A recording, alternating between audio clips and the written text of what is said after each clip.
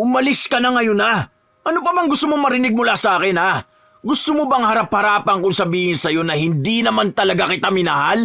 Na ginamit lang kita dahil madali kang mauto? Na kaya kita pinakisamahan dahil nakukuha ko lahat ng gusto ko kapag nandyan ka? Ano pa bang kailangan mo? Hindi pa ba sapat ang mga naririnig at nakikita mo? Manggagamit kang hayop ka! Hindi ko hihilingin ang kamatayan ninyong dalawa dahil gusto kong makita ang pagdurusa ninyo habang buhay. Isinusumpa ko kayo na kahit anong paghihirap ang gawin nyo, mananatili kayong mas mababa pa sa alikabok. Hindi kailanman magkakaroon ng kapayapaan at kasiyahan sa pamilya ninyo. Higit sa 10 beses na pagdurusa ko ang mararanasan ninyo. Habang nabubuhay kayo, dadamahin ninyo ang galit ko. Mula sa inyo hanggang sa mga magiging anak ninyo. Ang pag-ibig ay ang isa sa mga makapangyarihang damdamin. Kaya nitong bumuo at sumira ng isang tao. Ang pag-ibig na peke ay siya ring nagiging dahilan para makapagbitaw ng salita ang pusong umaapoy sa galit. Meron pa kayang kapatawaran para sa mga taong sinasadyang sirain ang pag-ibig ng iba o sadyang may kaukulang parusa para makulong sila sa kadiliman at pagbayaran ang walang hanggang galit? Bakit? Ano bang sabi sa'yo? Hindi ka naman siguro kaagad tatanggalin. Maayos naman ang performance mo. Wala ka namang absent, saka isang beses ka lang naman nag-off ngayong buwan. Sabi kasi ni Ses, baka mabigyan ako ng warning eh. Bumaba yung performance ko ngayon. Bumalik ka na kasi sa team para matulungan mo ko. Hindi nga pwede, kasi inilipat na ako ng mismong boss. Mas malaki naman ang sahod na maibibigay sa akin eh. May dagdag akong 4K sa sahod ko. Kung babalik ako sa team, mawawala yun. Isa pa kasi yan si Maricel eh, nakakabuisit. Yung mga hawak kong account hindi naman pala maayos. Palibasa naiinggit yung sa akin eh. Di ba nung nasa team ka, ikaw ang pinakamataas na performance. Tapos ako pumapangalawa. Tapos siya pangatlo. Ngayong nilipat ka na, ako naman ang nanguna. Pero sinasabutahin naman ako. Tignan mo kapag ako nabuisit sa kanya, aabangan ko yan sa labas. Manahimik ka nga, mamaya may makarinig pa sa'yo. Ipatawag ka na naman sa HR. Alam mo na nga nangyari nung nakaraan eh. Muntik mo siyang batuhin ng cellphone. Mabuti na lang napakiusapan ko ang HR na huwag kang tanggalin. Ayusin mo naman kasi. Wala ka pang 1 taon dito, halos lahat nakaaway mo na. Paano hindi ko makakaaway ang mga yun? Ang yayabang nila. Ngayon nila ako pinagtutulungan kung kailan wala ka. Mga plastic sila eh. Gusto ko na nga mag-resign eh. Hindi ka pwedeng mag-resign dahil wala ka pa namang ipon. May binabayaran ka pang motor. 1 taon pa bago mo matapos yun. Nandiyan ka naman eh. Mababayaran mo naman yun. Service naman natin yun kapag nakuha ko na sa bahay. Kapag nakuha mo pa? Kailan mo naman makukuha yun? Ilang beses ko na kasing sinabi sa'yo na puntahan mo na para bawiin dun sa pinsan mo. Pinahira mo pa kasi. Nung nakaraan nasira niya yun, ikaw pa nagpagawa. Ang daming gastos dyan sa motor ni hindi naman mapakinabangan. Nagagalit na ang baby ko. Huwag mo naman akong awayin. Patapos na nga ang break natin. Ngayon na lang tayo magkakausap tapos ganyan ka pa sa akin. Paano kasi hindi maiinis? Ang dami mong sinasabi. Stress na nga ako sa trabaho ko dahil ang dami kong account na gamit. Tapos kung ano-ano pang inuutos sa akin. O sige na pala, huwag na tayo mag-aaway Kiss na lang kita mamaya sa bahay pag-uwi ha. O tara, kain na tayo. Kanina mo pa sinasabi sa akin na nagugutom ka na eh. 1 taon ang magkarelasyon sina Karina at Sean, kung saan magkasama na rin silang nakatira sa iisang bubong. Nang araw na yon, bago matapos ang trabaho nila, pinatawag si Karina sa opisina ng HR. Hindi na talaga to kayang pigilan, bakla. Alam mo bang nagsumbong na naman sa amin ang TL nila? Nakikipag-away siya sa GC nila. Hindi na to kayang hilutin. Di ba talaga ang ugali niya? Sige na, try nyo pa. O kaya ilipat siya sa team namin. Kapag kasama ko niya, napipigilan ko pa eh. Kasi noon pa talaga magkakaaway na yan sila sa team nila. Hindi siya pwedeng ilipat sa inyo dahil malaki ang pagkakaiba ninyo. Ang boss mismo nagde-decide kung ililipat siya. Pero base sa performance niya simula nang umalis ka sa dati mong team, malaking ibinagsak niya. Kaya doon pa lang, duda na sila na ikaw lang ang bumubuhat sa kanya. Hindi kasi siya pwedeng mawala ng trabaho. May pamilya siyang pinapadalhan. Baka naman magawa natin to ng paraan. Sorry pero hanggang sa susunod na cut-off na lang talaga siya. Sobrang toxic niya. Ilang beses na siyang na-report sa amin. Kung hindi dahil sa'yo, matagal nang tanggal yan. Hindi lahat kaya nating gawa ng paraan, ha? Ewan ko ba kung bakit napagtsatsaga mo yan? Pagkaya pang pilitin, ha? Kawawa naman kasi siya kung mawawalan siya ng trabaho. Sige na, kakausapin ko na lang siya para maging maayos ang team nila.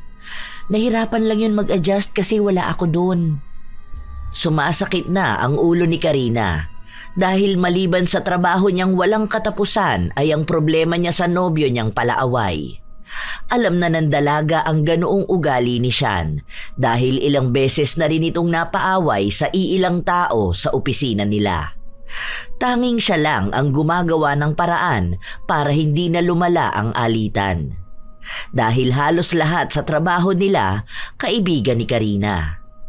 Nang makauwi sila sa bahay, agad na kinausap ng dalaga ang kanyang nobyo tungkol sa sinabi sa kanya ng HR. Bakit hindi magawa ng paraan ni Rosie? Para saan pa napisa mo siya kung hindi ka naman pala niya matutulungan? Wala rin palang kwentang kamag-anak yung baklang yun eh. Hindi naman kasi si Rosie ang problema rito. Nakausap ko rin si Arian. Sinagot mo raw yung TL nyo dahil tinuturuan ka ng tamang pag-handle ng account.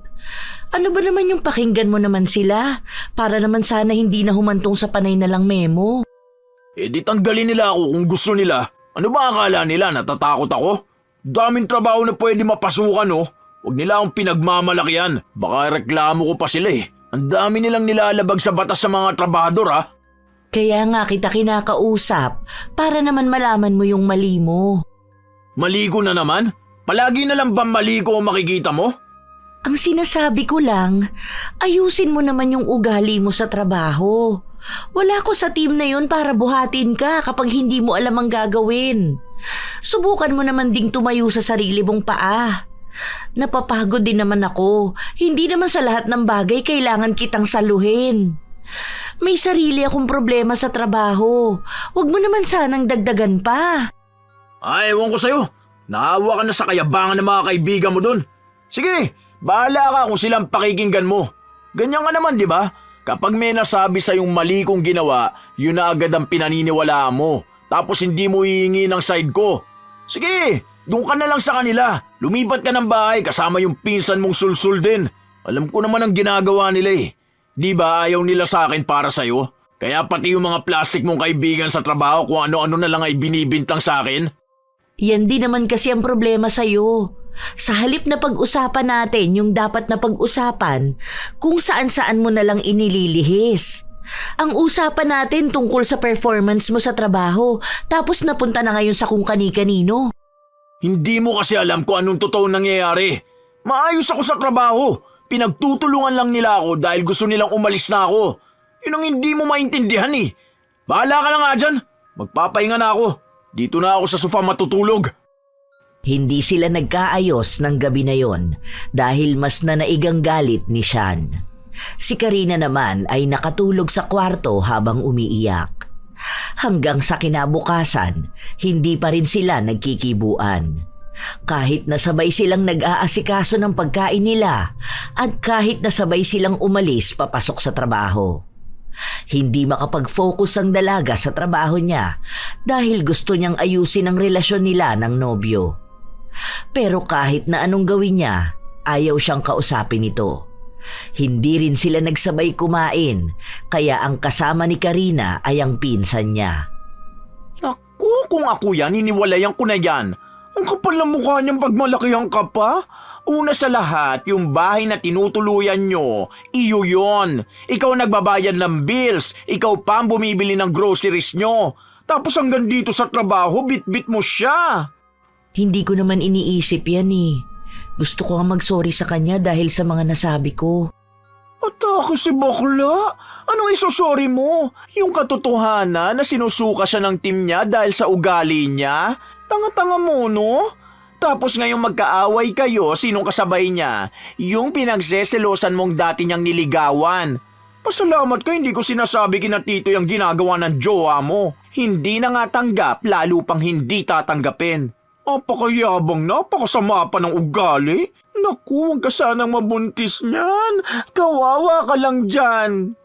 Hindi mo kasi siya masyadong kilala. Mabait yun, maalaga, at mahal ako. May pangit lang talaga siyang ugali, pero gano'n naman talaga, di ba? Malamang kapag mahal mo, tanggap mo pati yung mali sa kanya. Iba na yan, te. Hindi na nga yata red flag yan eh. Black flag na yan. Wala na yung pag-asa. Ilang beses ka na ba niyang niloko? Ano, pustahan tayo. Magkaaway kayo kagabi. Malamang may convoyan sila ng ex niya na naglalandian na naman. Kinakausap lang naman niya yon kapag magkaaway kami. Hindi naman na niya yun babalikan. Sabi niya, mas mahal niya ako. Gaga ka pala talaga, no? Ang talino mo naman sana, pero bakit nawawalan ka ng utak sa mga katwira mong ganyan? Bakla ka, alam dito sa buong opisina kung gaano ka katalino at kagaling sa trabaho. At alam din dito kung gaano ka katanga. Huwag mong pairalin ang emosyon mo. Utak mo ang gamitin mo. Huwag mo na nga siyang siraan sa akin. Hindi pa nga kami magkabati eh. Exactly! Hindi kayo magkabati pero masaya siya. Alam mo kung bakit? Kasi alam niya marami siyang reserba. At kahit nagawin niyang pampalipas oras yung mga babaeng yun, tatanggapin mo pa rin siya. Ops, medyo over pala sa pampalipas oras. Kasama ka pala dun. Sorry kung nasaktan ka ha. Intentional yon. Eme. Tatagal ba kami ng 1 year kung di niya ako mahal? Ay, tatagal talaga kayo. Ikaw ba namang buhatin mo lahat sa kanya eh? 1 year lang kayo, 9 years sila ng ex niya. Tandaan mo, meron pang ibang babae bago ikaw. Di ba nga, si Leia na first love niya at 9 years sila. Tapos si Darlene na pinagsabay kay Leia. Tapos nung naghiwalay sila ni Darlene, balik kay Leia. Tapos ikaw naman ngayon. Tingnan mo, after mo balik yan kay Leia. Masakit to mga sinasabi ko sa'yo, pero mas masakit to kapag nagkatotoo na talaga. Pupusta ako sa sarili ko. Kapag hindi yan nakipagbalikan kay Leia after nyo maghiwalay, magpapakalalaki na ako. Kaya kung ako sa'yo hanggat maaga pa, tigilan mo na yan. Iwalayan mo na yan. Hindi mo na yan mababago. Ganyan na yan simula pa noon. Hindi na nawala sa utak ni Karina ang mga salitang sinabi sa kanya ng pinsan niya. Ang daming gumugulo sa kanya. Lalo na at bumabalik sa utak niya ang ginawa sa kanya noon ni Sean nang minsan silang magkaroon ng pagtatalo. Nabasa niya na nakikipagbalikan ito sa dati niyang kasintahan habang sila pang dalawa. Pinatawad niya lang ito dahil sinabi sa kanya ni Sean na nadala lang siya ng emosyon niya dahil akala niya ay hihiwalayan siya ni Karina. Hindi yun unang beses dahil madalas niyang nahuhuli si Sean na nakikipag-usap sa mga babae na pinagseselosan niya. Matapos ang trabaho, hinihintay ni Karina ang nobyo sa tapat ng elevator nang makita niya itong nakikipagtawanan at harutan kay Jeline. Kanina pa ako naghihintay, bakit ngayon ka lang lumabas? Talagang hinintay mo ring makauwi ang babae mo? Inaan mo nga yung boses mo, nakakahiya ka. Pinagbibintangan mo na naman ako eh. Kaibigan ko lang yan. Ah, kaibigan pala yung dating nililigawan at kalandian. Wow, so pwede na rin ako makipag-friends dun sa mga nanligaw sa akin. Pwede pala yun ah. Sige, pagdating nun bukas makikipag-friends na ulit ako sa kanya. Kita mo na, may gusto ka talaga kay DJ. Kunwari ka pa, baka nga pasimple kayo naglalandian nun eh. Kaya ayaw mong umalis sa team na yun dahil may lalaki ka pala. Tapos ngayon ako ang pagbibintangan mo? O ano, hindi ka makapagsalita dahil totoo no?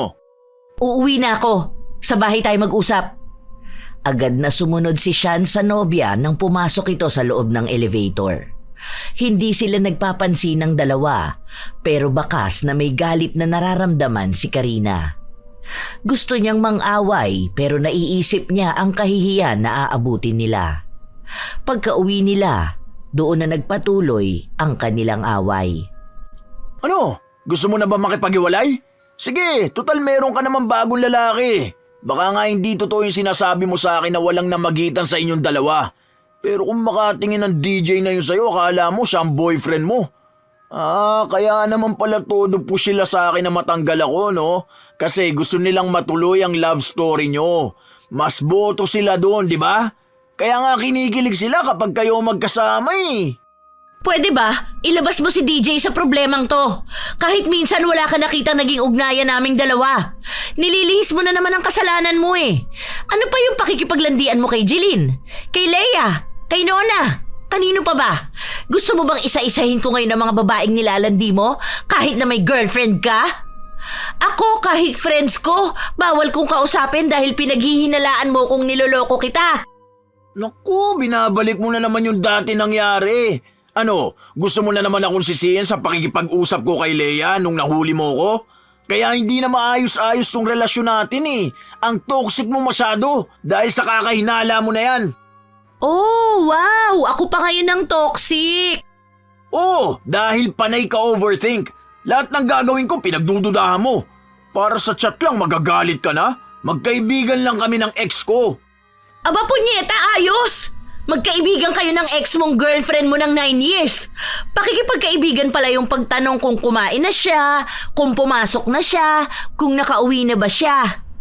May good night, good morning. Tapos mag-aayang lumabas sa day off mo. Samantalang sa akin, ni minsan hindi mo ako inayang kumain sa labas. Kung hindi ba ako magsabi sa'yo, wala kang gagawin. Tapos ako pa magbabayad. Ang toxic ko, no? Kasi naghihinala ako sa ganyang klase ng friendship. Super close pala, pang BFF premium si ex. Wala ka kasing tiwala sa akin. Tayo na nga magkasama eh. Naku, kapag tinutoo ko talaga yung hinala na yan eh. Kapag tinotoo? O baka totoo na? Alam mo na nga na may trust issue ako sa ginawa mo, hindi mo pa rin tinitigilan? Hindi ba dapat i-block mo yung ex mo para sa ikatatahimik natin? Unti-unti ko na nga binabalik ang tiwala ko, pero mas lalo mong pinapalala eh. Uy, bakit ko ibablock ang ex ko? May pinagsamahan kami nito. Magkaibigan nga lang kami, ano ba mahirap intindihin doon? Alam naman niyang may girlfriend ako eh. Ikaw lang kasi talaga ang may problema at yung pakikinig mo sa mga payo ng mga kaibigan mo. Hindi ko na alam! Nababaliw na ako! Hayaan mo kasi sila. Sinisira lang nilang relasyon natin eh. Maayos naman tayo kung hindi mo sila paniniwalaan. Sa akin ka kasi magtiwala. Mahal kita. Hindi kita lulukuhin. At lalong hindi kita ipagpapalit. Nilambing ni Sean ang nobya para kumalma ito. Ipinakita niyang mahal niya ito sa kabila ng mga ginagawa niyang nagpapasakit sa damdamin nito. Pinaglutuan niya rin ng paborito nitong adobo ang nobya para ipakita ang pagmamahal niya rito. Naging maayos silang dalawa at pinakita ni Sean na hindi na niya kinakausap ang dati niyang kasintahan. Lumipas ang mga araw, bumalik ang sigla ng relasyon nila. Hanggang sa araw na natanggal na sa trabaho si Sean. Kahit na anong pilit ni Karina, hindi na naibalik ang nobyo. Kahit na ang mismong amo na nila ang kausapin, wala pa ring napala ang dalaga. Kung alam ko lang na last day ko na ngayon, dapat sinuntok ko na si Maricel eh. Masyadong atribida yung pangit na yun. Maghanap ka na lang ng trabaho mo. Ako na munang bahala sa bahay. Yung lahat ng sahod mo, ipadala mo sa inyo. Kailangan ng lola mo ng pera, di ba? Eh paano naman yung sa motor ko? Paano ko hulugan yun? May makukuha kong komisyon. Ako na munang magbabayad doon. Pwede bang umuwi muna ako sa amin kahit na 3 araw lang? Kukunin ko na yung motor ko. Para yun na lang ang pagkakitaan ko. Siguro mag-aangkas na lang ako. Mas maganda yun. Wala akong amo. Hindi katulad dito na ako ang pinagtutulungan. Iiwan mo ko ng 3 araw sa bahay? Eh pwede ka ba sumama? Pwede naman ako magpaalam. Basta itapat ng holiday yung isa.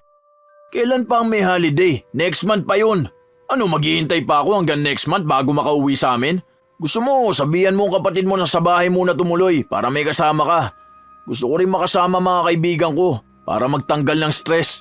Grabing bigay na stress sa akin ng mga katrabaho rito eh. Sige pala, basta mag-iingat ka doon ha. Bibigyan mo ba ako ng pera pang gastos? Baka kasi pag uwi ko magpalibre sila sa akin eh. Kilala ko pa naman yung mga barkada ko. Kapag alam nung nakauwi na ako, magyayaya na ng inuman ng mga yon. Tapos ako pa ang dapat nasasagot. Bakit ka pa magiinom? Mamaya magkasakit ka na naman eh. Alam mo namang sumusumpong yan tiyan mo kapag nakakainom ka ng alak.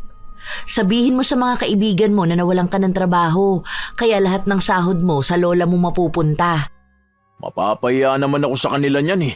Alam nilang malaki ang sahod ko tapos wala man lang akong maililibre sa kanila. Bakit kasi mas uunahin mo pa ang iisipin nila? Kung hindi nila maiintindihan ang sitwasyon mo, hindi mo kaibigan ang mga yun. Alam naman nila na kailangan ng lola mo ng panggasto sa ospital eh. Tapos mas uunahin mo pa ang bisyo na yan. Saka pupunta ka sa inyo para sa pamilya mo. Magbanding kayo, kumain kayo sa labas. Bibigyan mo ba ako ng pangkain namin sa labas? Basta sa ganun mo gagastusin, wag sa alak. Yun! I love you baby. Call ako sa'yo palagi para makita mo rin palagi ang ginagawa ko. Hindi maamin ni Karina na may nararamdaman siyang pagdududa. Lalo na at malapit lang ang bahay ni Lea sa bahay ng kanyang nobyo. Kilala niya rin ang mga kaibigan nitong sulsol sa kanya. Pero pinipilit niyang ilihis ang sarili niyang isipin para na rin sa ikatatahimik ng kanilang relasyon. Ayaw na niyang pagmula na naman yon ang away nilang dalawa. Kaya hinayaan niya ang nobyo na magpakasaya kasama ang pamilya nito. Isang araw pa lang silang hindi magkasama, halos masiraan na ng bait si Karina, kaya agad niyang tinawagan ang pinsan niya para manatili muna sa bahay nila ng mga araw na wala si Sean. Bakla, nung oras na hindi ka patulog? May pasok tayo bukas, remember? Overthink ka malala, no? Sa bagay, sino ba namang hindi? Simula nang umuwi sa kanila yon, hindi pa tumatawag sa'yo. What if magkasama silang dalawa ng ex niya, tapos nakaangkas sa motor niya, nakayakap? Pupunta sila sa paborito nilang lugar, tapos bigla nilang maaalala na mahal pala nilang isa't isa. Paano ka na kung itutuloy nila ang love story nila? Ito, nakakainis naman. Alam mo na nga na nag-overthink ang tao, talagang pinapalala mo pa. Kaya nga kita pinapunta rito para may makasama ako't makausap eh. So, ayun talaga ang iniisip mo? Sabi nga nila, trust your instinct, bakla. Kasi warning na yan na may paparating na delubyo. Kasi isipin mo ha, magkasama nga kayo, nagagawa ka niyang lukuhin. Paano pa ngayon na hindi? Naku, mas malala. Mas malapit pa sa ex. Uy, hindi pang BFF premium ang pakikipag-date sa ex ha. Hindi totoong naka-move on na yon. Masakit man tanggapin, pero ginamit ka lang niya. Dahil wala siyang iba matatakbuhan. Sa huli, sa totoong mahal niya pa rin yun uuwi. Ay, hayaan mo. Pwede naman tayong pumuntang 7-Eleven ngayon. Bili tayong Coke at Alfonso. Pilit na pinipigilan ni Karina ang mga luha niya. Ilang beses na rin niyang tinawagan si Sean pero nakapatay ang cellphone nito. Hanggang sa 3 araw na ang nakalipas, wala itong naging paramdam sa kanya. Naaapektuhan na ang trabaho niya dahil madalas siyang nagkakamali at wala sa sarili. Dahil sa nangyayari sa kanya, kinausap siya ng leader nila at binigyan siya ng 3 araw na pahinga. Iniisip kasi na baka pagod siya kaya nawawala siya sa focus. Kinuha ni Karina ang alok na yon dahil balak niyang puntahan ng nobyo sa bahay nito. Ay, talagang pupuntahan mo siya doon? Hindi ba dapat mag-chill ka na lang or makipagkita ka sa mga friends mo? Mas better yon kasi mas makakahinga ka. Mas makakapag-isip kang maayos kapag narinig mo rin ang advice nila. Nag-aalala kasi ako. Baka kung anong nangyari sa kanya. Paano kung may sakit siya? O kaya, naaksidente siya. Tapos wala man lang akong kaalam-alam, di ba? Ayoko namang pangunahan ng pagdududa. Ay naku, ewan ko ba sa'yo? Bahala ka dyan sa buhay mo. Tawagan mo na lang ako kapag kailangan mo ng backup ha. Magdadala na lang ako ng isang batalyon ng sangkabaklaan. Mag-ingat ka na lang sa biyahe ha. Tanga ka pa naman. Dito ka muna sa bahay ha. 3 days lang naman eh. May stock dyan sa ref. May bigas na rin. Hindi ka magugutom. Tapos kapag papasok ka sa work, buksan mo ilaw dito sa harap ng pinto. Double check mo yung mga bintana bago ka aalis. Tapos ang lock sa gate ha. Okay po madam, sabi mo eh. Kahit takot magbiyahe mag-isa ang dalaga, ginawa niya pa rin yun para lang makita ang nobyo. Kung ano-ano na ang tumatakbo sa utak niya at kung ano-ano na lang din ang nararamdaman niya. Hindi sumasang-ayon ang isip niya at puso niya. Kung sa isip niya ay pag-aalala sa kalagayan ng nobyo, ang damdamin naman niya ay nagbibigay sa kanya ng babala. Kaya hindi niya alam kung ano ba ang uunahin. Habang nasa biyahe siya, bigla siyang nakatanggap ng mensahe sa nobyo gamit ang account ng lola nito. Sinabi sa kanya na nasira daw ang cellphone niya kaya hindi siya nakapagparamdam kaagad. Tumawag si Karina at ibinalita na nasa biyahe siya para puntahan si Sean. Natuwa naman ang kanyang nobyo at sinabi na susunduin siya sa terminal. Yun nga ang ginawa ni Sean. I miss you baby. Grabe, parang 1 dekada kita hindi nakita. Ano bang nangyari? 3 araw kang hindi nagparamdam sa akin. Akala ko kung ano nang nangyayari sa'yo. Mahina kasi ang signal eh. Tapos nalubog sa tubig yung phone ko. Tinutulungan ko kasi si Lolo sa bukid. Hindi ko napansin na nasa bulsa ko pala yung cellphone ko. Buti nga gumana yung phone ni Mamang. Kaya nakapag-chat ako sa'yo. Ilang araw off mo? Buti pinayagan ka. 3 araw. Sila naman ang nagbigay. Sabi ni TL kapag daw kulang pa yung pahinga ko, sabihin ko lang. Pero 3 araw lang ang kukunin ko kasi baka maliit ang sahurin ko eh. Mamaya na yan. Tara na para makapagpahinga ka na. Ito na yung motor ko oh. Medyo luma na no? Daming ang papalitan dito eh. Yung gulong, pangit na. Hiniram ko tong helmet kay tita. Bili tayong helmet mo kapag balik natin sa Paranaque. Yun ang pangalawang beses na makakapunta si Karina sa bahay ng nobyo niya. Maayos naman siyang pinakitunguhan ng lolo't lola ni Sean at ng pamangkin nito. Hiwalay na kasi ang mga magulang ng nobyo. Ang tatay nito ay may iba ng asawa habang ang ina naman ng binata ay nasa ibang bansa. May isang kapatid si Sean pero meron na itong asawa kaya sa ibang bahay nakatira. Habang nakikipaglaro ang dalaga sa pamangkin ng nobyo, napansin niyang lumabas ang pamilyar na mukha sa kabilang bahay. Ang dating kasintahan ni Sean. Hindi ito pinansin ni Karina. Alam niyang wala rin naman silang dapat pag-usapan. Nang kinagabihan, inaya si Karina ng mga kaibigan ng nobyo para makipag-inuman sa kanila. Huwag ka na lang magpunta. Ako na lang ang magsasabi na ayaw mo uminom. Mas maganda kung magpahinga ka na lang. Okay lang naman, hindi naman ako magpapakalasing eh. 7 PM pa lang naman. Siguro pwede naman makipagbanding sa kanila hanggang 10 PM. Sure ka ba? Baka kasi mailang ka dun eh. Ano naman ang ikakailang ko? Andun ka rin naman. Saka para makilala ko rin ang mga barkada mo. Ang nakilala ko pa lang kasi yung pinsan mo na sinamahan natin noon sa Malate. Baka di mo trip mga biruan dun eh. Medyo sensitive ka pa naman. Ano bang klase biruan nyo dun? Kung hindi naman nakaka-offend na tungkol sa akin, hindi naman siguro. Bakit ba parang ayaw mo kung sumama? Baka may iba namang dahilan. Ano na namang pinaparating mo? May pinaparating ba ako? Nagtatanong lang ako sa'yo. Hindi na, huwag na tayong tumuloy. Dito na lang tayo sa bahay. Umiiral na naman yung pagiging immature mo eh. Yan ang ayoko sa'yo eh. Kaya nag-aalangan ako isama ka. Mamaya doon ka pa sumpungin, doon pa tayo mag-away. Nakakaya naman sa kanila. Bakit? Ano bang sinabi kong masama? Maayos naman ang usapan natin, di ba? Ikaw ang nagbibigay ng maling ibig sabihin. Ano, magmumukha na naman ako masama nito? Kapag hindi ka nagpakita sa kanila, anong sasabihin nila sa akin? Pinipigilan kita, na pinaghihigpitan kita. Kung ganito lang pala tayo ngayon nagkita tayo, Sana hindi ka na lang nagpunta rito, di ba? Hanggang dito ba naman aawain mo ko? Nagpatuloy ang pag-aaway ng dalawa hanggang sa inawat sila ng lola ni Shan. Dahil sa hiya ng dalaga, siya na lang ang tumahimik.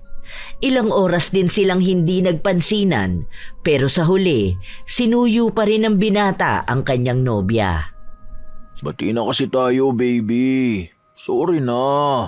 Mainit lang talaga ang ulo ko kanina eh. Kasi naman, kaya ka nga nandito para magpahinga tapos sasama ka pa sa inuman. Tara, labas na lang tayo. Hanap tayong kakainan. Gusto mo ba ng barbecue? Hindi na, matutulog na ako. Sus, nagtatampo talaga siya. Tara na, para masulit ang pagpunta mo rito. Alam ko hindi ka pa inaantok. Tara na. Ano ba? Ang kulit mo naman. Sinabi na nga na wag na. Matulog ka na lang. Di ba sabi mo bukas pupunta tayo sa bukid? Maaga aalisin ang mamangat papang, kaya sasabay tayo sa kanila. Pwede naman mauna sila eh. Tapos mga 7 a.m. tayo sumunod dun. Magluluto pa ako para dadaling ko dun. Dala kang damit mo, maliligo tayo sa ilog ha. Tara na, labas na tayo. Basta bati na tayo ha. Basta wag mo kong pagbunto na ng init ng ulo mo. Palagi na lang kasing ganun eh. Opo, hindi na. Naging maayos ang dalawa. Walang ibang naramdaman si Karina kundi ang maging masaya. Pakiramdam niya kulang sa kanya ang 3 araw na pahingang kasama ang nobyo at ang pamilya nito. Pero iniisip niya rin ang perang kikitain niya kung magtatagal siya sa bakasyon. Kalahati na rin ang naubos sa naipon niya, kaya kailangan talaga niyang bumalik sa trabaho. Mamayang gabi na ang biyahe mo, no? Ha? Bakit? Hindi ka ba sasabay sa akin? Di ba magmumotor tayo pabalik? Tumawag kay mamang si mama nung isang araw. Sabi, papuntahin si Tintin sa abroad. Inaasikaso na nga ang papel niya eh. Oh, ano namang kinalaman nun sa pagstay mo rito? Ang gusto ni mama, ako ang mag-alaga sa mga anak ni Tintin. Kasi yung asawa nga nun, irresponsable, di ba? Ang mangyayari, ako na rin ang hahawak ng allowance ng mga bata. Tapos, bibigyan na lang ako ni Tintin ng pera. Okay lang sa'yo yung ganon? Magiging LDR tayong dalawa? Bakit nagdedesisyon ka ng ganyan? Parang mag-asawa na tayo ah. Nakatira tayo sa iisang bahay, tapos biglang uuwi ka sa inyo at magdedesisyon na dito na tatagal? Paano naman ako? Paano naman yung mga pangarap natin? Hindi naman to panghabang buhay eh. 2 taon lang si Tintin sa abroad. Saka pwede naman tayo magkita kapag may pagkakataon, di ba?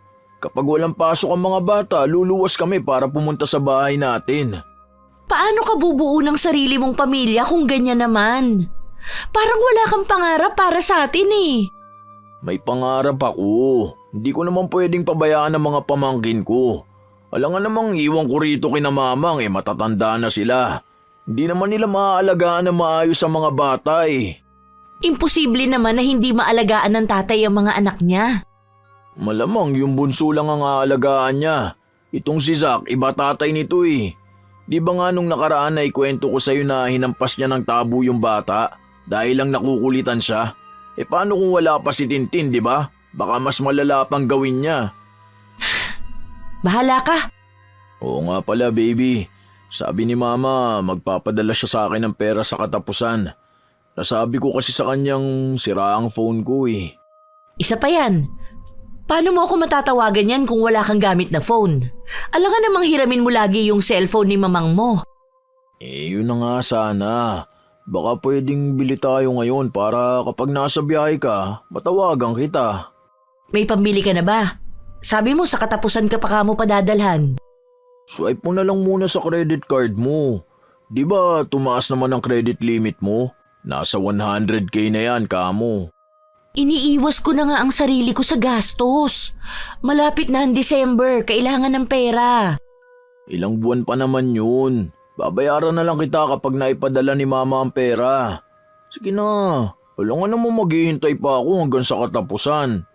Sige, ikaw rin. Paano mo ako matatawagan? Oo na, sige na. Magkano ba yung halaga ng phone? May nakita akong phone. Honor yun eh. Nasa 22k. Ang mahal naman yan. Basta ibigay mo sa katapusan ha. Hindi ko na ipapa-installment. Lumagpas ang gastos ni Karina higit sa inaasahan niya.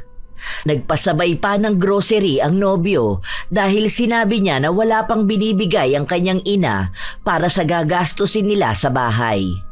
Ngayon kasi na wala na siyang trabaho, ang ina na lang niyang nasa ibang bansa ang tanging maaasahan nila. Umuwi si Karina nang hindi kasama ang nobyo. Sa paglipas ng mga araw, bibihira na lang silang makapag-usap, madalas pa silang nagtatalo. Nangyari sa'yo, bakla? Ang putla mo na nga, ang haggard mo pa. Ano ba yan? Bakit ang pangit mo naman? Hindi lang ako masyadong nakapag-ayos. Puyat din kasi ako eh. Halata nga dyan sa mga mata mo. Ano, nagtalo na naman ba kayo ng baby mo? Alam mo, mas magandang tapusin mo na yung relasyon nyo. Tingnan mo nga yung sarili mo. Mukha kang kawawa. Hindi ka naman ganyan noon eh. Ganito talaga kami pag hindi magkasama.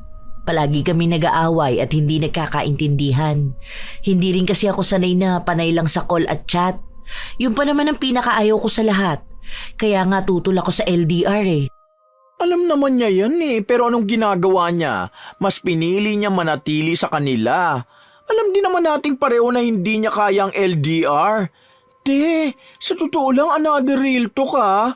Kung ipinagpalit niya ang ex niya sa'yo na malapit sa kanya, kaya ka rin niyang ipagpalit ulit sa ex niya na malapit na sa kanya ngayon. Sabi nga nila, once a cheater, always a cheater. Op, huwag mo yung dahilan sa akin na mahal ka niya at may tiwala ka. Hindi yun marunong magmahal. Tama na, wala ko sa mood makipag-usap ng ganyan. Lumipas ang mga araw, nagiging malamig ang pakikitungo sa kanya ng nobyo. Umaabot ng 3 araw na wala siyang natatanggap na tawag o chat. Hindi niya na rin maiwasan na gabi-gabing umiyak sa kaiisip kung ano ba talagang maaaring mangyari sa relasyon nilang dalawa. Dumadagdag pa ang mga sinasabi sa kanya ng pinsan niya. Halos mabaliw na si Karina sa dami ng problema na dumating sa kanya. Hindi lang sa relasyon kundi sa trabaho, pamilya at lalo na sa kalusugan niya. Ilang beses na niyang sinabi yon sa kanyang nobyo pero pakiramdam niya hindi siya pinapakinggan nito. Pakiramdam niya ay kalaban niya ang mundo at mag-isa lang siyang lumalaban. Hindi ka ba pwedeng magpunta rito kahit na ilang araw lang? Sobrang hirap na ako mag-isa rito. Arte mo naman. Kaya mo naman yan noon eh. Alam mo na nga na nagbabantay ako kay Zack tapos tumutulong ako kina mamang sa bukid. Magtawag ka ng kaibigan mo o kaya yung pinsan mo. Hindi naman pwedeng sila dalang palagi. Gusto rin naman kita makasama eh. Nag-uusap naman tayo ah. Panay na nga ako call sa'yo. Ang dami kong hindi nagagawa kakatawag sa'yo. Hindi pa ba yung sapat? Alam mo naman na iba pa rin kapag magkasama tayong dalawa. Parang nawawalan ka na ng oras at pagmamahal sa akin. Hindi ko na maramdaman yun. Huwag mo ang daanin sa kaartehan mo tong lahat na nangyayari sa'yo. Tatawag ka lang sa akin para umiyak. Ang dami ko rin problema ha. Hindi makakapagpadala si mama ngayon dahil may sakit daw siya. Tapos yung natitirang pera kay Tintin lang ibibigay para sa pag-aasikaso niya sa agency.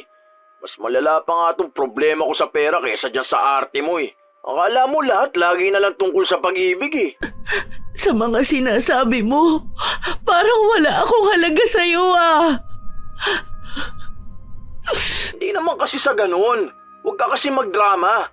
Mahal naman kita eh. Sadyang meron lang tayong mga responsibilidad na dapat unahin.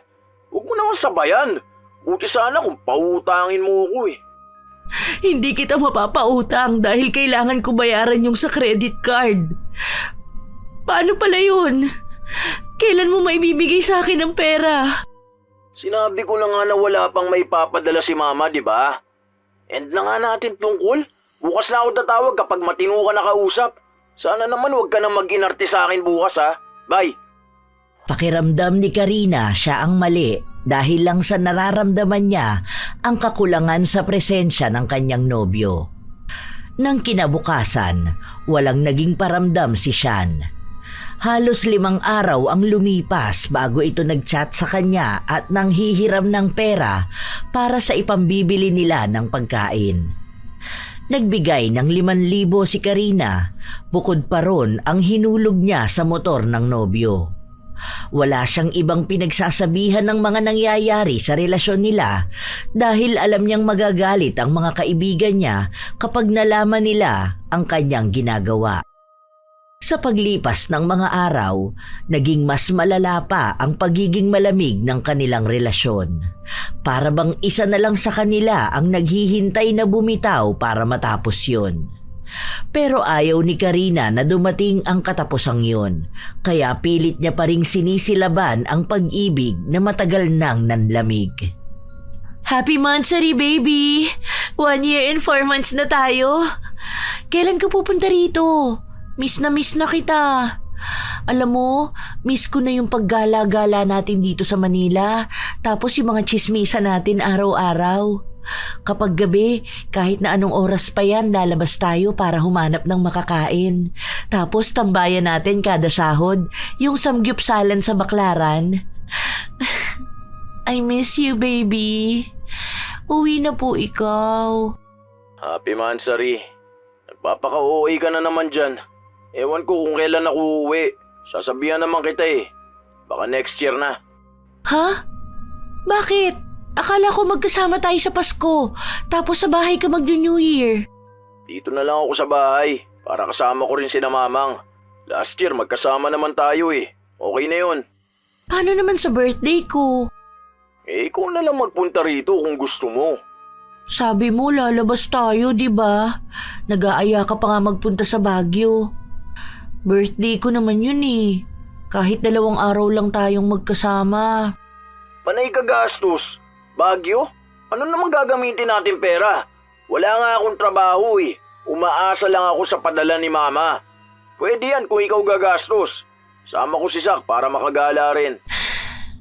Hindi ka pa rin ba maghahanap ng trabaho mo? Hindi naman panghabang buhay na sa mama mo lang ikaw aasa. Tumatanda na rin ang mama mo, tapos ikaw nasa 30 ka na eh. Dapat gumagawa ka na ng paraan para sa ikagaganda ng buhay mo. Hindi naman pwedeng ako lang yung gumagawa ng paraan para sa pangarap nating dalawa.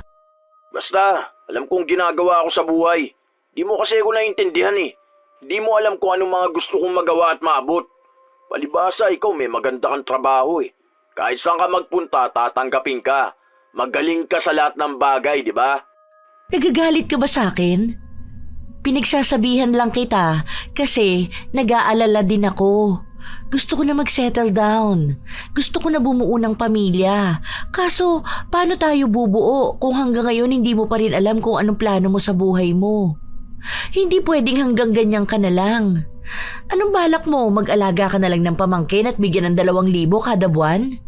Mas mahal pa yung luho mo kaysa sa binibigay sa'yo eh. Ngayon sinusumbatan mo na ako? Alam ko naman na noon pa man mababa na ang tingin mo sa akin, di ba? Wala naman akong magagawa kung ito lang ako eh. Hindi kita minamaliit. Tinutulungan pa nga kita eh. Dahil ayoko naman na ganyan ka lang. Tapos kapag wala kang pera, anong sasabihin mo sa akin? Feeling mo tinatakwil ka sa inyo kasi wala kang maibigay. Tapos magrarant ka sa akin na kinukumpara ka sa mga pinsan mo na may naabot na sa buhay, na may naipundar na. Ayoko lang na maging maliit din ang tingin mo sa sarili mo. Kaya gusto kitang tulungan na makaangat. Kasi hindi lang naman yan para sa'yo o para sa akin eh.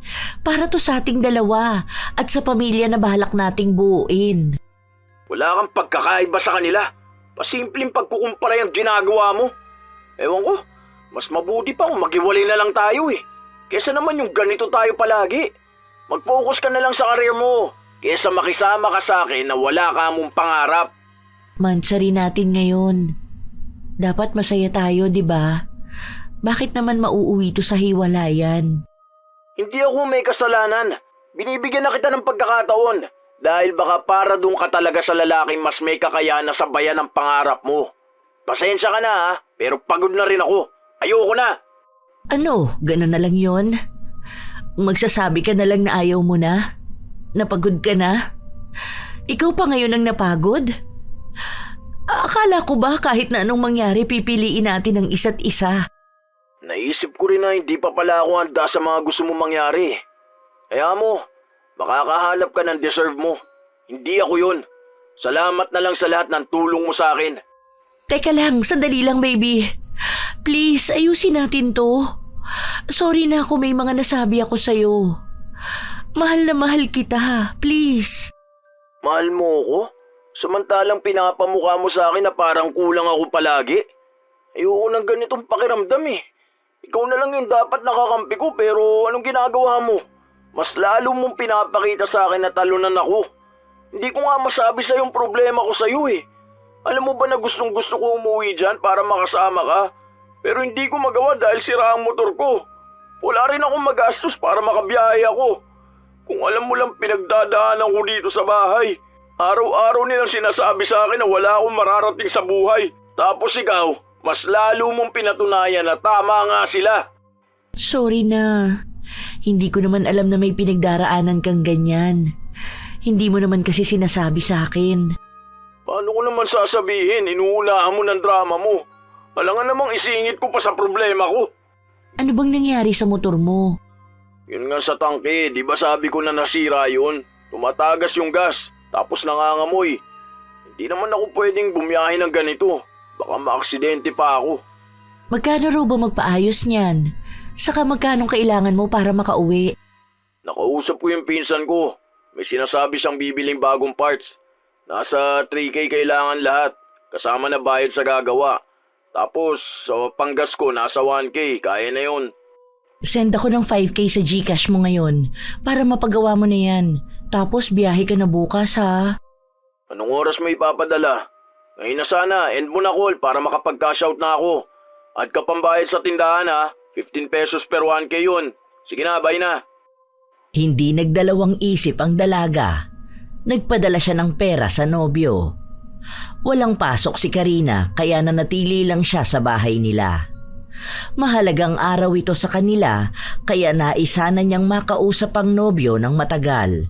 Pero ilang sandali pa siyang naghihintay na tawagan si Sean. Napansin niya na nakablock na siya. Teka, bakit ganito?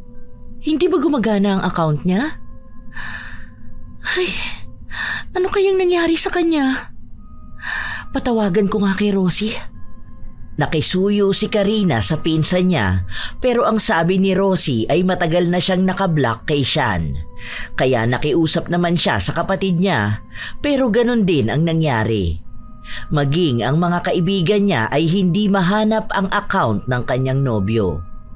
Noong una, ang akala ni Karina ay nagloko lang ang Facebook ni Sean pero isa sa dati nilang kasama sa trabaho ang nagpadala sa kanya ng litrato. Screenshot yun ng story ni Leia kung saan magkasama silang dalawa ni Sean at halatang may namamagitan sa kanila. Hindi masasabi ni Karina na luma na ang litrato na yon dahil gamit ni Sean ang damit na ibinigay niya rito. At yun din ang suot ng nobyo kanina lang na magkausap sila. Ayaw maniwala ng dalaga sa nakikita niya kaya sinubukan niyang tawagan ang lola ni Sean. Pero sinabi lang sa kanya na hindi na roon nakatira ang nobyo niya. Ang akala rin daw ng matanda ay matagal na silang hiwalay katulad sa sinasabi sa kanila ni Sean. Hindi mapakali si Karina dahil kani-kanina lang ay magkausap silang dalawa at nangako ito sa kanya na uuwi ito sa susunod na araw. Sobrang bigat sa dibdib na halos hindi na siya makahinga. Gusto niyang panghawakan ang pagmamahalan nila ngunit ramdam naman na rin talaga niyang wala nang nararamdaman para sa kanya ang nobyo. Sa sobrang sama ng loob niya, tinawagan niya ang pinsan at sinabi niya na puntahan siya nito sa bahay kapag tapos na ang trabaho. Hindi naman na naghintay pa si Rosie na matapos ang trabaho dahil nagpaalam na kaagad siyang umuwi. Bakla, ano nangyayari sa'yo? Bakit ka umiiyak dyan? Halika nga rito, umayos ka nga. Hindi ko na alam kung anong nangyayari sa amin. Sinabi niya sa bahay nila na hiwalay na kami kahit na hindi pa naman. Kanina, kausap ko pa siya. Tapos ngayon, magkasama sila ng ex niya. Anong gagawin ko? Ayan na nga bang sinasabi ko eh. Yung batugan na punyetang animal na yun, sasaktan ka lang ng ganyan. Hindi ko alam ang gagawin ko. Anong hindi mo alam? Tanggapin mo na lang.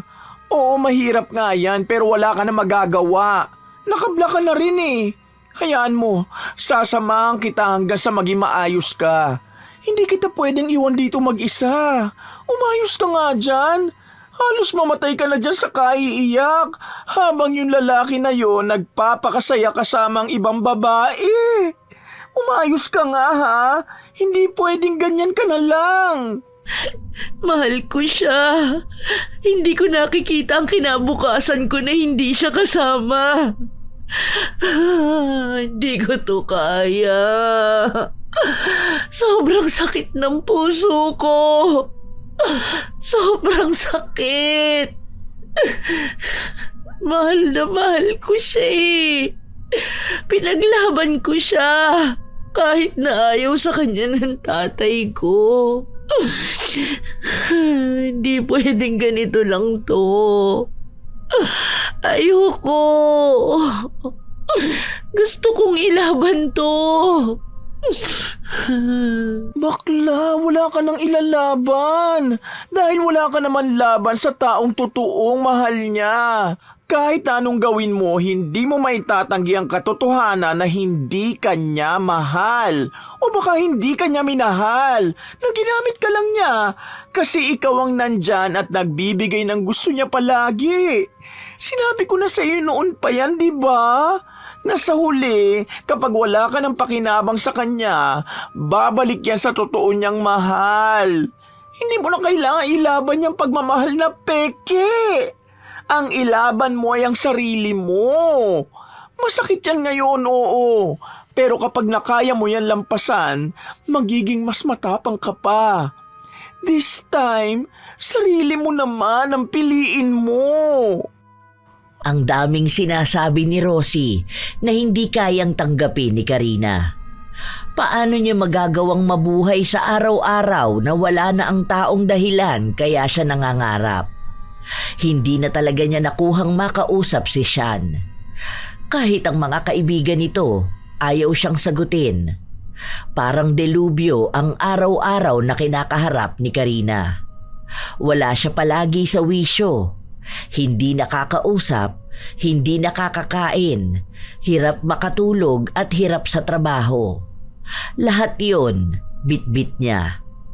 Mag-isang lumalaban, pero sa puntong yun, nalaman niya kung sino ang mga totoong kaibigan na umaalalay sa kanya para maitawid ang bigat na pinagdaraanan ng puso niya. Sa paglipas ng mga araw, unti-unti na niyang tinatanggap ang mga nangyari. Ibinabalik na niya ang dati niyang sigla at para mailihis ang utak niya sa pag-iwan sa kanya ni Sean, sa trabaho niya ibinaling ang lahat ng atensyon. May mga araw na naghihintay siyang bumalik ito, pero wala na talaga. Alam niyang masaya na ito. Nang matapos ang bagong taon, tila ba naging bagong tao na rin siya. Lumipat siya ng bahay para na rin sa ikapapayapa ng sarili niya. Dahil ayaw na niyang maalala ang nakaraan niya kasama si Sean. Hanggang sa isang araw, napansin niyang may malaking pera na nabawas sa bank account niya. Doon niya lang naalala na konektado pa rin yon sa account ng dating kasintahan. Hoy bakla! Hala, paano to? Nawalan ako ng 50k sa bank account ko. Wait lang, samahan mo ko sa bangko, magpapaklose ako ng online transaction. Baka maubos pa tong ipon ko. Kailangan ko ng pera next month kasi pinapaayos namin ang bahay. Ano ba namang perwisyo niyang ex mo? Hanggang ngayon naasa pa rin sa pera mo? Ang laki niya na. Bukod pa yan sa mga utang niya sa'yo. Alam mo kung ako sa'yo, singilin mo yan. Hindi pwedeng gastusin niya ang perang hindi naman niya pinaghirapan. Ang kapal ng mukha niya, matapos kanyang lukuhin at gamitin, ngayon naman nagpapakasarap sa perang ikaw ang naghirap? Saan ba pinaglihi ang gago na yon? Sa puntong ito, nagawa na rin ni Karina na pakinggan ang pinsan niya. Noong una, ayaw niya pa sanang maningil ng utang. Pero nang malaman niyang nagbabalak na sina Leia at Sean na magpakasal, bigla niyang naisipang bawiin lahat ng pagkakautang ng dating kasintahan. Kasama na ang perang kakukuha lang sa kanya. Si Karina mismo ang gumawa ng paraan para mapuntahan si Sean sa bahay nito, kung saan naabutan niya itong nakikipaglandian kay Leia. Nang makita siya ng mga ito, sila pa ang may lakas ng loob na magalit sa kanya. Ano, manggugulo ka ba rito? Hindi ka ba makamove on? Ang kapal talaga ng mukha mo, no? Baka akala mo unforgettable and unreplaceable ex ka. Mukha ngang makakalimutin ka. Alam mo bang papalo ng halos 100,000 ang utang mo sa akin? Kailangan mo yung bayaran.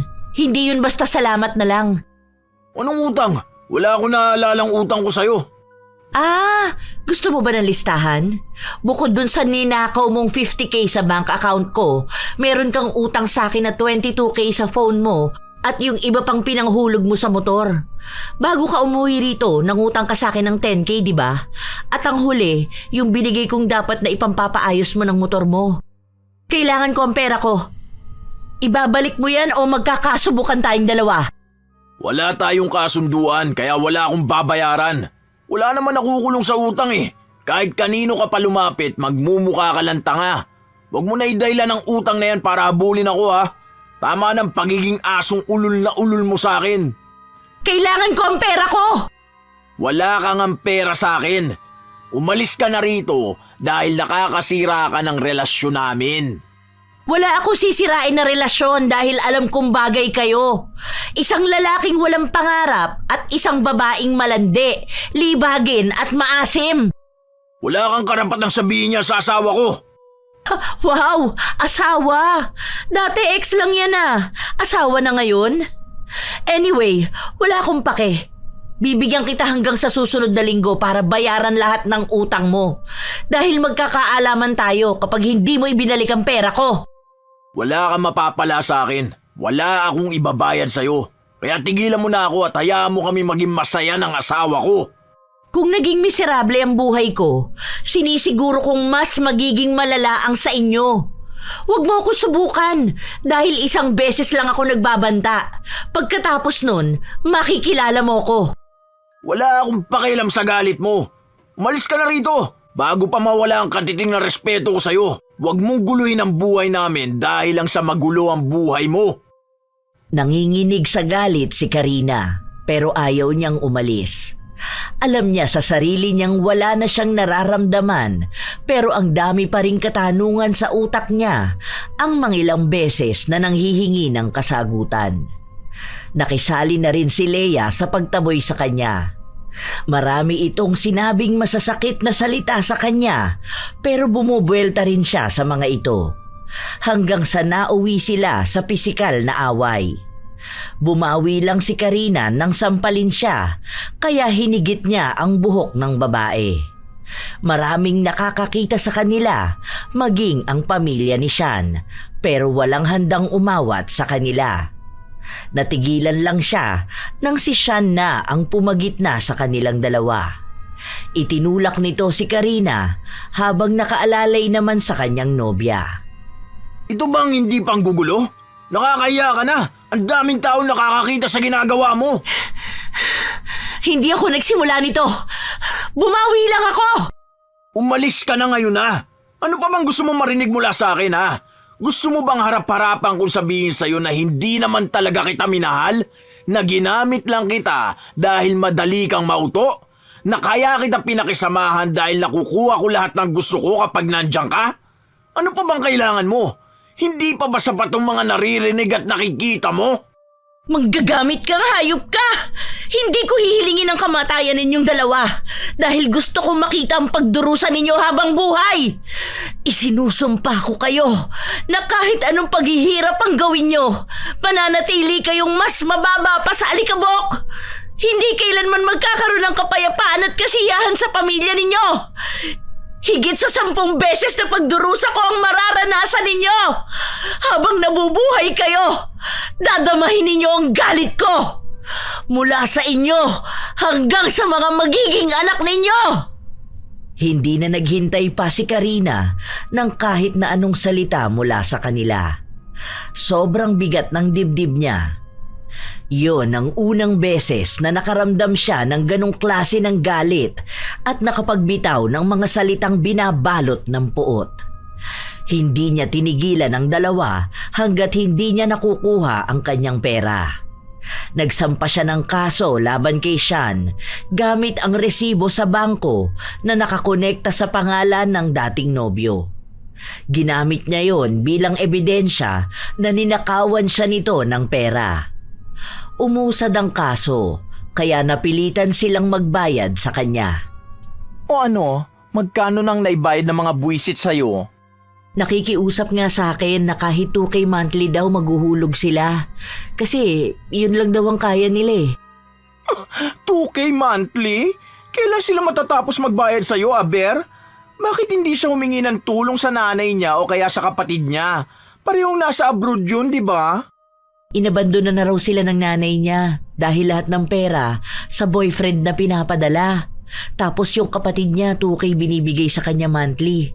Ginigipit ko nga ngayon dahil nagsabi na baka next month na lang siya magbigay kasi nga gagamitin nila yung pera. Inaatake raw ng sakit sa bituka yung asawa niya eh. Hindi ako pumayag dahil usapan na namin yun. Isang laktaw na buwan alam niyang ipapatawag ko siya sa barangay. Kilala ko yun. Matapang lang yun pero duwag yun. Wow, tumatapang na si ante. Buti hindi ka nadadala sa panguuto niya. Kilala pa naman kita. Kapag nagpaawa yun sa'yo, nagiging marupok ka. No, hindi na ngayon. Tama na yung pagiging tanga ko noon. Hindi na para maulit ngayon. Kawawa lang yung ibang babae na ginamit niya rin. Tapos sa huli lolokohin niya pabalik sa ex niya. Naging maayos ang buhay ni Karina. Simula nang maghiwalay sila ni Sean, tila ba naging pabor na sa kanya ang lahat. Maayos ang trabaho niya at unti-unti niyang naibabalik ang pagsasaayos ng sarili niya. Ilang buwan na rin ang lumipas at nananatili pa rin ang ugnayan nila ng dati niyang kasintahan. Pero tungkol lang yon sa pagbabayad nito ng utang sa kanya. Isang araw, habang naglilinis si Karina ng kanyang bahay, biglang tumawag sa kanya si Sean. Bakit na naman? Kung makikiusap ka sa akin para sa hulog mo, noon pa malinaw nang hindi ako papayag na lalaktaw ka. Ilang buwan ka palang naghuhulog tapos 2K lang. Ni hindi na nga ako nagtubo. Makikiusap sana ako sa'yo na pautangin mo ako. Ang kapal naman ng mukha mo para mangutang pa sa akin.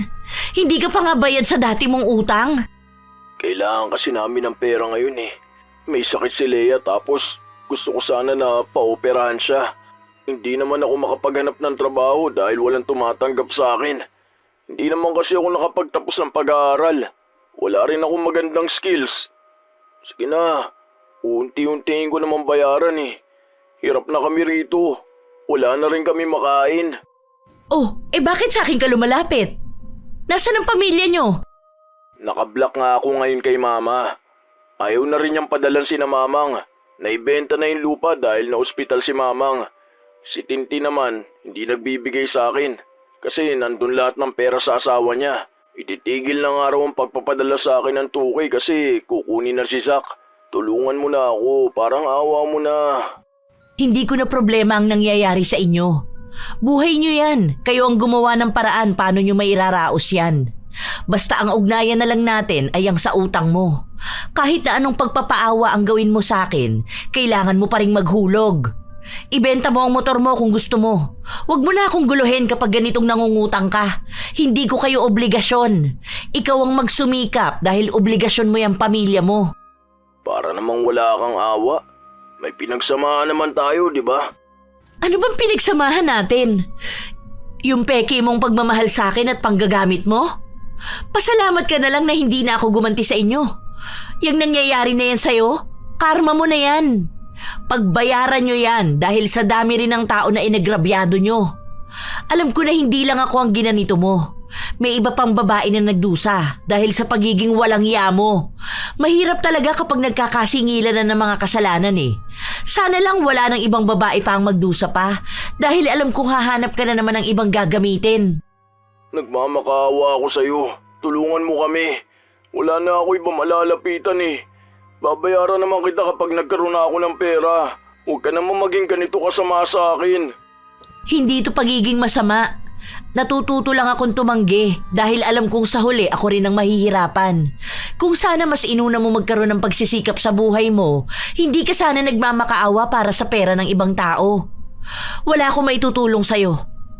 Pinatay ni Karina ang tawag at kahit na ilang beses pang tumawag sa kanya si Sean, hindi na niya yon sinagot. May kaunting kirot sa puso niya dahil nakakaramdam pa rin siya ng awa kahit na gaano kasakit ang ipinaramdam sa kanya noon ni Sean. Sa paglipas ng mga araw, hindi siya tinigilan ni Sean na kulitin, lalo na at nagiging mas mahirap pa ang pagsasama nila ng asawa niya. Tulungan ko kaya sila? Parang ayoko kasing tumanggi sa tao kasi naaawa ako. Tama lang yun sa kanila. Hindi mo na kasalanan kung nangyayari sa kanila yung ganon. Stop na sa pagiging people pleaser ha. Learn to say no. Hindi mo sila dapat isalba sa karma nila. Bigla ko lang kasi naisip yung sinabi ko noon. Sinumpa ko sila eh. Alam mo naman kapag galit ako, di ba? Kapag nagsasalita ako ng hindi maganda sa kapwa ko, nagkakatotoo. What if yung nangyayari sa kanila dahil din sa akin? Abay, di mas maganda, nakabawi-bawi ka rin, no? Imagine, sobrang grabe ang ginawa niyang panloloko sa'yo. Tama lang yon. Huwag kang makonsensya kung siya nga hindi nakukonsensya eh. Ni minsan ba narinig mo siyang humingi ng tawad sa'yo? Di ba hindi naman? Ibig sabihin, wala siyang pagsisisi. Sa'yo lang lumalapit yun dahil tinetest lang nila kung utu-utu ka pa rin ba. Huwag ka na magpagamit, okay na yun.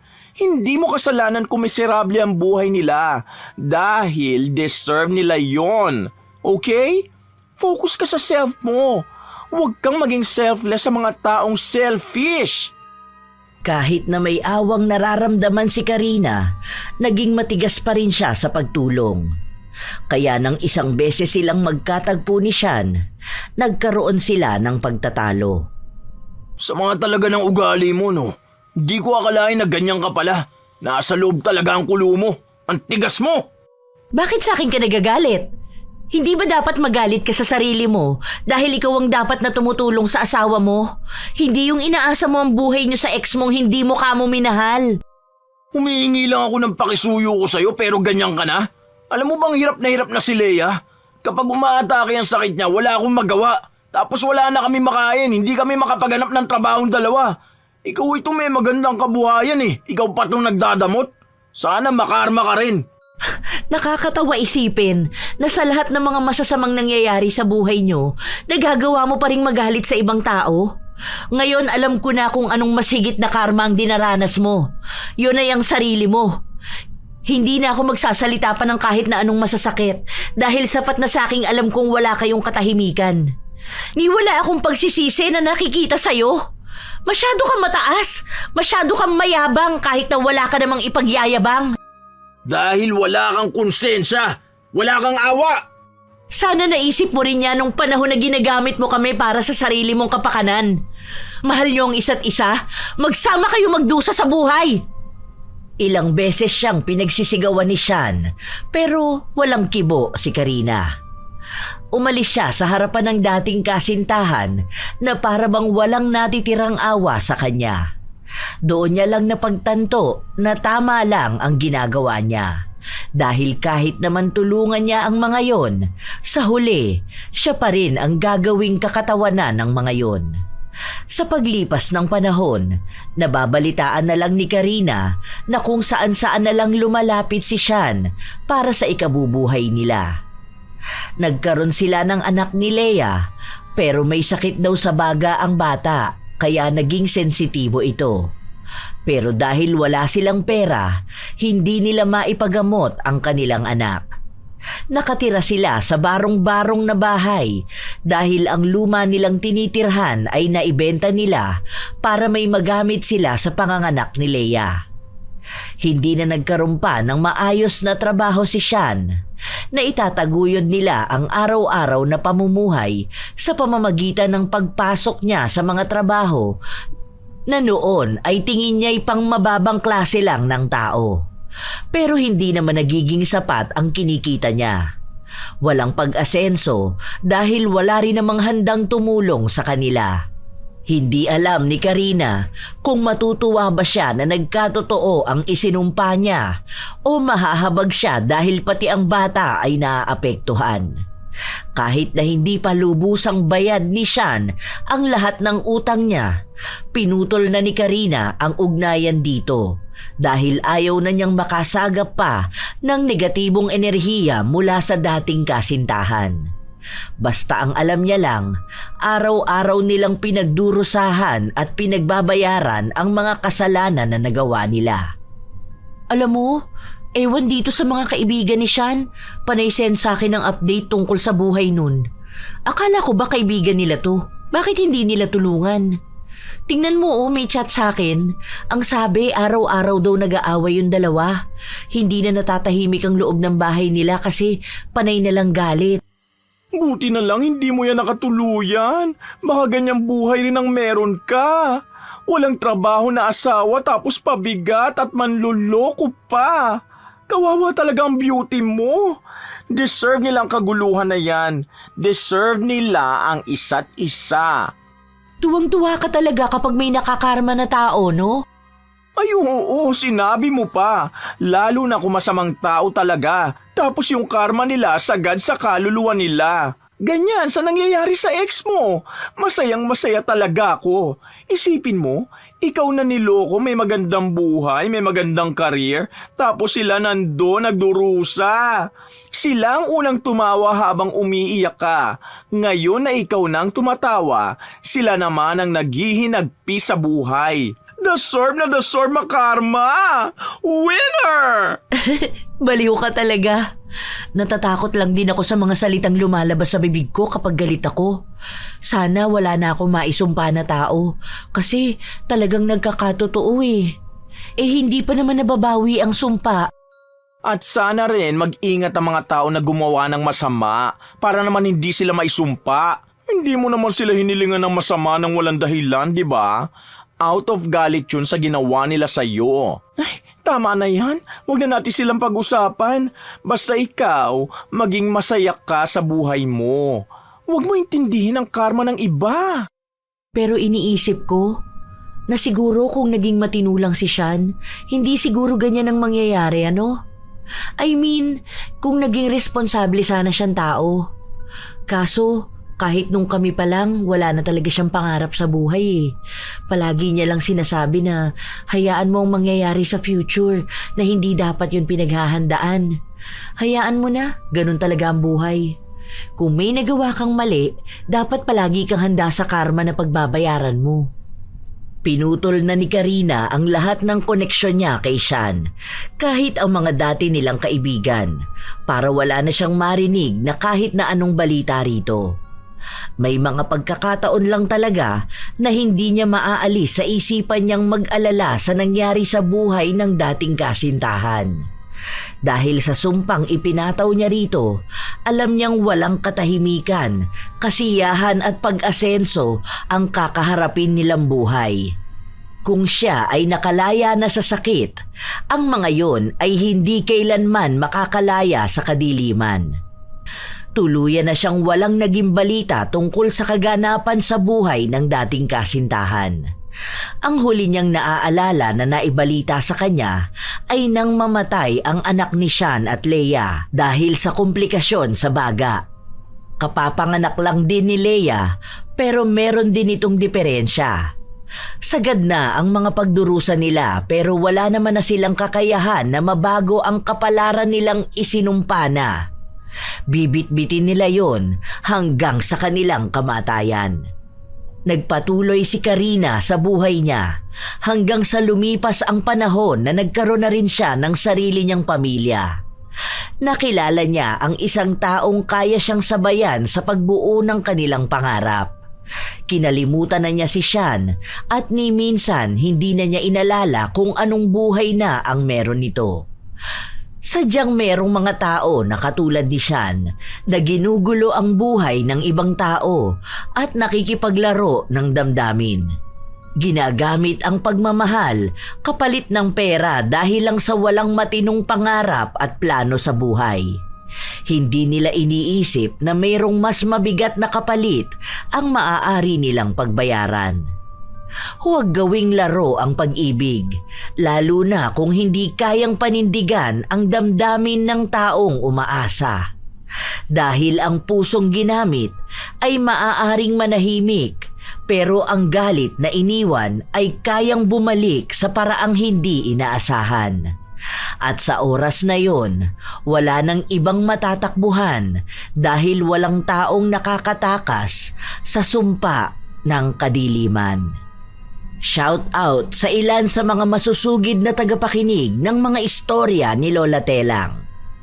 Hi kina Elise Padilla, Febe Rañada, Rubelin Eneria, Gina Veldad, Giona Condua, Laura Lee Altarejos, Sherlyn Joseco, Razon Yao, Frozen Heartbeat, Melody Miralles, Joyce at sa mister niyang si Del Cantos, Limay 34, Jessie Pangadlin, mga tagaman Gray Commissary na sina Jea, Genevieve, Bernadette, Marjorie at Aljon ng Tapia General Trias Cavite.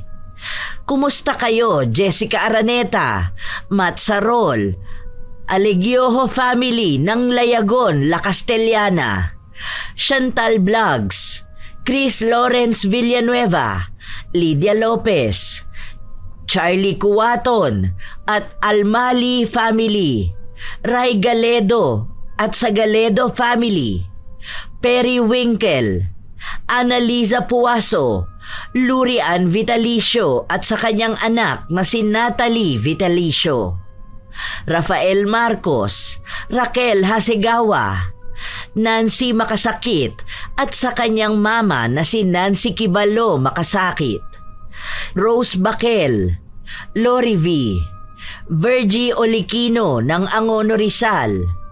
Hi kay Larcy Siriban, Easy Jane Pigues, Liam Excel Estoque, Mark Daniel Banawa, Arlene Torquiza, Marie the Lightworker, Marlo de la Cruz, Jen Vlog, Aya 82. Shout out kay Christine Maarat, Juliet Capisnon sa Nagas at Capisnon family ng Masbate City, Gia Gigi, Gemstone Claro, Maymay Paul, Mel Santarita, Marlene Andrada, Vanessa Alfeche, Odessa Lejano, Julatricia Larson, Relin Francisco, Karen Salut, Nashti 28, Yenzi Oda, Meka Melanie Padilla, Alan at Dena ng May Kawayan, Bulacan. Shout out din kina Marilyn Belmonte, Jocelyn Arguete, Teresa Dominguez, Rosalyn Luna, Janisa Toledo at sa Toledo family ng Parañaque. Shout out kay Jenny Visuco, Cherry Carion, sa mga taga-Alcuoz, Dubai na sina Cherry, Charity, Virginia at belated happy birthday kay Maylene. Binabati ko rin si Chef M at si Ate Auring, Minda, Kuya Dennis at Poging J ng Amira Boxes Handicraft ng Laguna. Ito ang inyong Lola Telang at maraming salamat sa pakikinig mga apo.